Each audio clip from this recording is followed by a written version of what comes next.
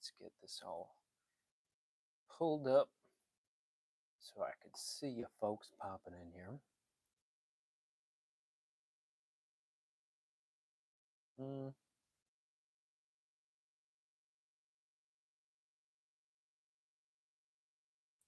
Why does it say upcoming? Should be live. Interesting. Either way, had pretty cool darn day here. Did some been working outside a ton, so that's been cool. Getting some outside time, doing some workouts that way, and feels kind of nice. Getting some fresh air and just total different, mobility things. Basically chopping up a bunch of dead wood that's on the property, getting the axe swung and hatchets and little hand saws and all that stuff, which feels really good. Because you're kind of doing total body all the time when you're doing that stuff. But we got TikTok, we got YouTube pulled up tonight. Gonna do probably somewhere around 30, 40 minutes, depending on how fun things get. So, as we know, it is the Wild West on here, and we can get into pretty much anything at any moment. So, but aside from that, basically doing a bunch of stuff for the website, getting a lot of the back end of things up and running. So, kind of boring updates and things on in terms of the office, but should be cool. Gonna get a ton of painting done this weekend, so that should be nice. And yeah, keep it rolling. But aside from that, there's a lot of computer based things getting this office ready. So, but what do we got over on YouTube? Nothing yet. We got, oh, that's why I'm usually splitting the two here so we can pull everybody up. There we go. It always does the top chat. I want the live chat. Daisy. What's going on, Daisy? I don't think I've seen you in here before. How we doing? Welcome, welcome. What do we got? Today's Thursday, right? Yes, today is Thursday. Mr. Ryan. Okay,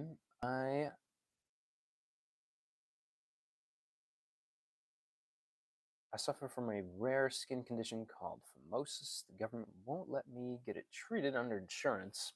Another reason to hate the current government. I hope you could bring light to this condition. Thank you. Yeah. And a lot of things that when you're seeing, because this is a skin issue, right? So when you're seeing things like skin issues, it's going to come from the inside. It's going to be related to food. It's going to be related to the GI and the immune system there, or more or less the immune responses in response to bacteria, viruses, parasitic issues, mold or fungus, and things that can go on there. And that's pretty much what I'm seeing the most is that when people have skin issues, we got to test the GI. We got to look for some food allergies in there and get this immune response to calm down so that you can have your body heal naturally from these things. I would definitely be doing something like Albizia um, to be taken orally, along with beef tallow that you could put on topically, and probably something like chamomile, along with a digestive glandular, because when you're doing a ton of organ meats that have fat soluble vitamin A that's very bioavailable, the skin barriers need that vitamin A, fatty acid, um, vitamin in there so that you can have a good skin barrier. So, yeah. Have you heard of this before? Yes, I have. Or treat someone with this. Seem really knowledgeable. I mean, it can, like I was saying, skin issues are going to be coming from the inside, and it's more of an adaptation to where your body's losing its ability to adapt to different stressors. So we should look at things not just in a chemical sense to where what's happening in the GI, but also mentally and physically what's going on there too. So, but send my email. It's in my bio somewhere because YouTube doesn't have a message feature, which I think is crazy. I don't know why, but either way, we could get down to the bottom of it. Does maca increase DHT? I've never had the hirsutism until I took that. If the conversion is slow, it's going to look like maca's doing that, but maca's more of an adaptogen than anything. It's more of like a technically a female aphrodisiac. So, is there an AI in the chat? Yeah, it says, "What the heck? That's crazy." AI says, "Health Q&A. Ask your questions." That's new. I haven't seen that before. Anyways, um, so could it do that? It's not going to be the maca causing that. It's just a lack of conversion steps from some area of the body that needs to a little bit of help there. So, but that's a good question. I just want to frame that thinking in a way that doesn't have you thinking that supplements are going to create issues. So, heck yeah, I've heard of it.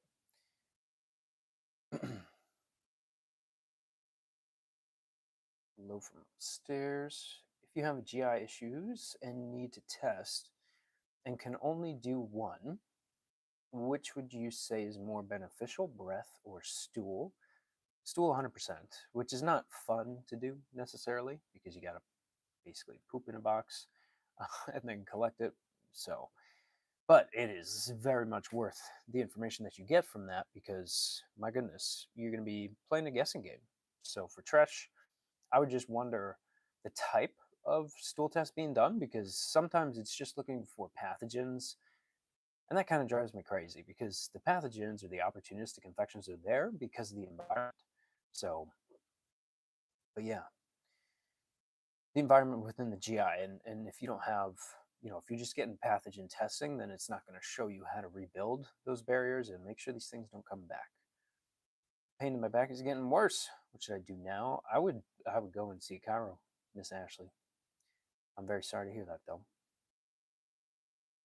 Functional medicine also said PCOS in the past, but never skipped a period, which is good. Very regular cycle. It was the testosterone that was elevated there. Now 29. Still have the acne, so they're doing okay. Stool test and an allergy test. Beautiful, beautiful, Emma. You are set up for success, my friend. Why is this getting all funky with me? Okay, Addie, what's up, Addie? You're very welcome. Did I see your message? I don't know. I haven't been on TikTok in a couple hours, so I was doing a lot of computer type work. So I keep banging this damn camera. Can't seem to figure this out for the life of me. Anyways, what does a job interview look like for a doctor? It depends on where you're applying, whether it's hospital settings or a private practice. It's going to vary. I'm currently opening up my own, so no interviews necessary for me. So do I have to take things like berberine, Vitex, and Ostal for life to keep the PCOS away? No, not when you figure out the inflammatory testing that you're about to do.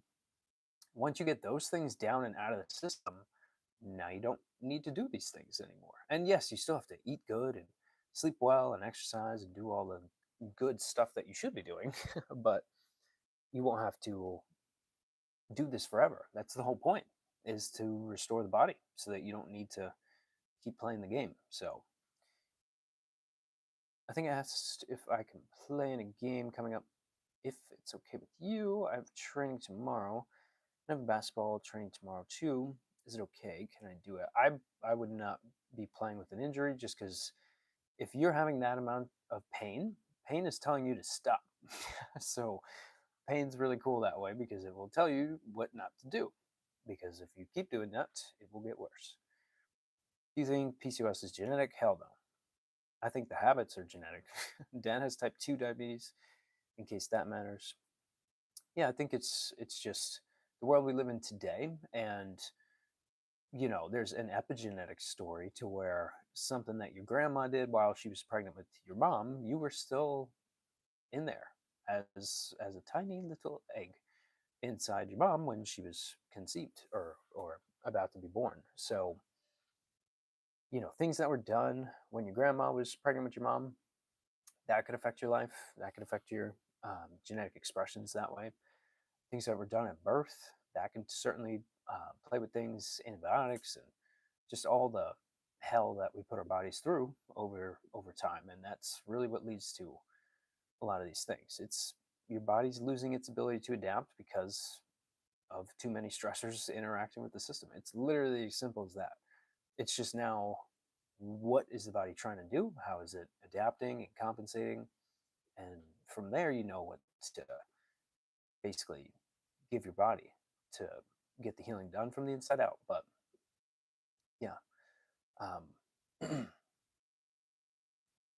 for example, an inpatient service doc, what types of questions get asked? An inpatient service doc. I mean, that's going to be very different than outpatient scenarios. My field is more outpatient, so I can't really give 2 cents on what that looks like. It's just not my experience. Do I should buy the brace I sent you? I think that one looked pretty good, in my opinion. Can you explain lean PCOS? What is lean PCOS? All these new conditions, guys. The human body hasn't changed in thousands of years. So all these new conditions coming up, it's just new stressors changing the system and adapting in different ways. So that doesn't, make it this groundbreaking new disease that we have to do something special for, um, in my opinion, right? Should I buy the brace I sent? It's like a loss on my muscles in my left leg during my injury. Yeah, you're gonna see the legs start to atrophy pretty quickly because you have to do some open kinetic chain exercises during that, which is basically non weight bearing.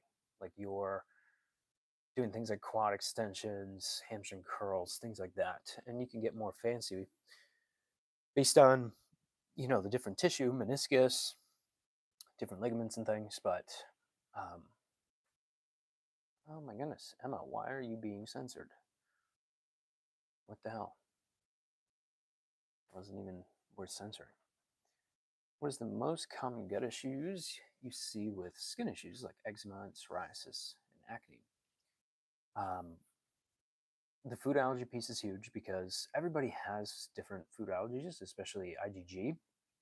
So you can also have IgE allergies that you just don't know of and that they are at a lower amount. So that can totally be a thing. But the most common things, yeast is overgrowing. There's some opportunistic infections for bacteria as well. Those are probably the two most common. Very occasionally, I'll see a parasitic issue, but that's kind of far and few between. The another secret, you know, killer there is also mold. So, but aside from that, I would say the food piece and bacteria and candida in there. So, aside from that, those are definitely the most common ones, and probably maybe some gallbladder issues or small intestine overgrowths and low stomach acid too. So I'll expand on that. There's a couple more in there that are really common, but everything's tied into those other things too. So mental health can affect the GI and vice versa. Hmm. How often do you test for the GI after the first test? Definitely depends on progress that was made and how things are going for the patient in particular, but probably between that 4 to 6 month mark. It depends on the person and their progress and how crunchy they are, so to speak, to how motivated you are to do the things that we need to do. But yeah, I would say on average 4 to 6 months, you're looking at a retest. Is 1 cup of wine a day bad if living an overall healthy lifestyle? Everybody's going to be different. So there's some people that can never eat good, drink every day, smoke every day, eat donuts for all their meals, and they live to 100. So some people are kind of built different in that way.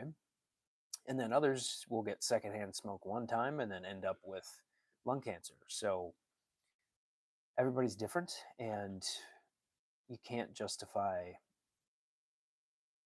moderation with emotional eating or drinking or things. That's just my opinion there. Do I like spearmint for women? I don't think it's a bad thing. If you're talking essential oil wise, or the plant itself and like extracting from, because spearmint is kind of like the mint plant. Um, some differences there, but yeah, if you want to like grow your own and then create your own tincture, you can do that. That's actually way easier than you think to do. It's literally just mixing it around once a day. But you want to make sure that you're getting the right kind and doing those things. Spearmint tea, yeah, it can be.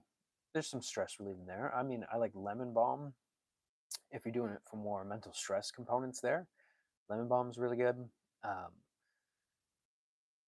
I mean, California poppy, chamomile, all those are awesome too. But I don't think I would do any chamomile if I were you. Is melatonin bad for you? Well, your body makes it every day. I think, you know, the recent stuff with melatonin and everything, pretty interesting. But there are some things with that study that's like, this doesn't really, the quality of that isn't that great. It's more of what we're doing to inhibit our own melatonin production and conversion every day. So, poor eating habits, poor GI health, you're not going to be able to create enough serotonin, which eventually becomes melatonin. So, you can have those gut issues have a crossover effect into the brain and impact sleep and things. But there was another really cool thing I was going to say about that. The melatonin thing. Oh, yeah, yeah.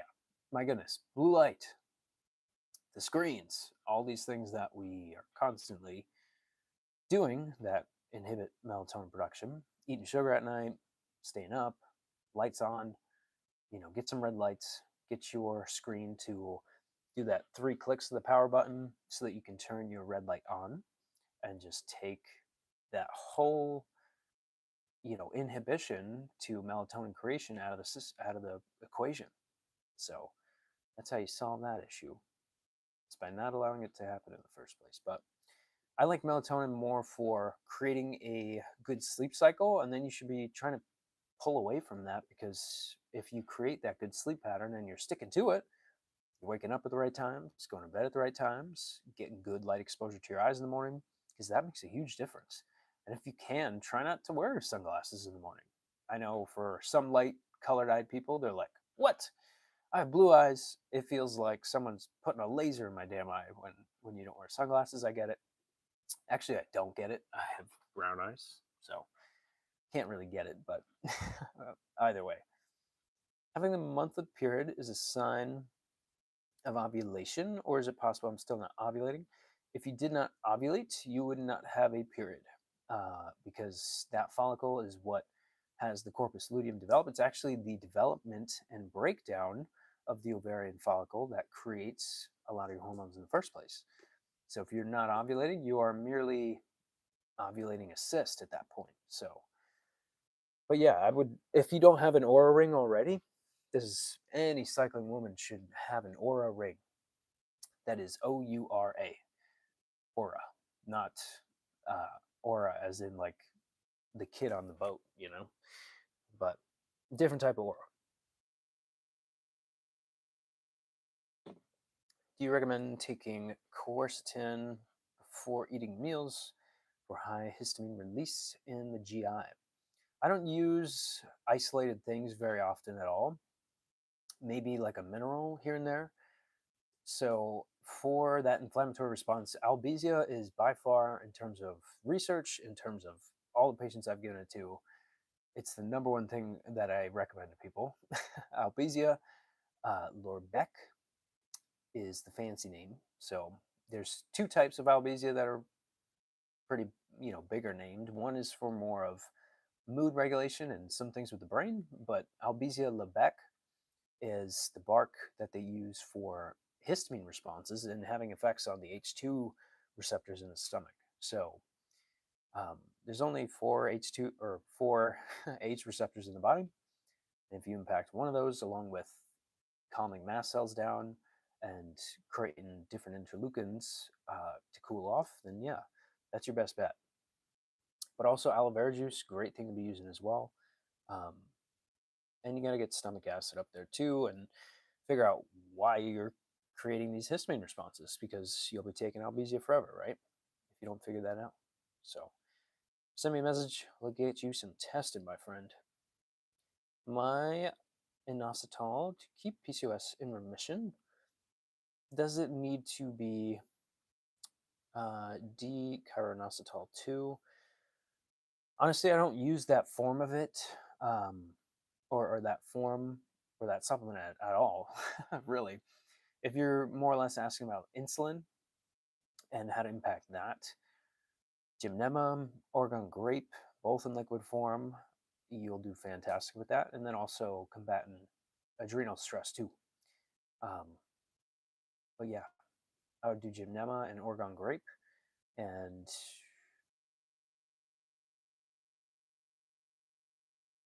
I would just leave it there for now. Anyways, man, I'm tired today, guys. I'm freaking tired today. You guys are so quiet. It's just me and Emma in here chatting away. I don't mind it.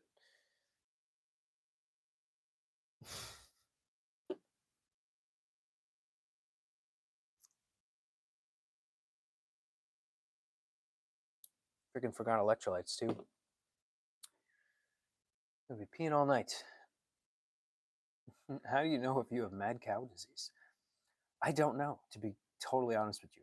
I would go immediately to see a medical provider if I had that, or had concerns for it. They could definitely have better diagnostics than me. My knee was hurting all day, and I was walking up and down stairs most of the day. I mean, definitely throw that sucker up. You want to drain, get that swelling down. Maybe even using some compression and things in there. And if it's still in that acute phase, don't forget about ice. I know it's not comfy to do ice when it's cold out, but pelvic ultrasound needed for PCOS diagnosis? Question mark. I don't. I care more about the lab values. Where that becomes important is if, say, there's adenomyosis or late stages of endometriosis or late stages of PCOS. If you know you're not in late stages, you can still get an ultrasound just to check. But if you've already had that done, beautiful. Then that's like, okay, we're in a good spot. We don't have crazy amounts of cysts or growth that needs to be removed surgically. I mean, the best diagnostic tool that they're going to use, and you're better off asking an OB about diagnoses and things, but they typically do an endoscopy to for sure diagnose something like that. But ultrasound is a great tool as well. Can't bag on ultrasound. Very non-invasive, easy to do. I know you said no plan, but I'm about to head to training. Hey, you do you, man. Is memory recall like a muscle? That's a really good question.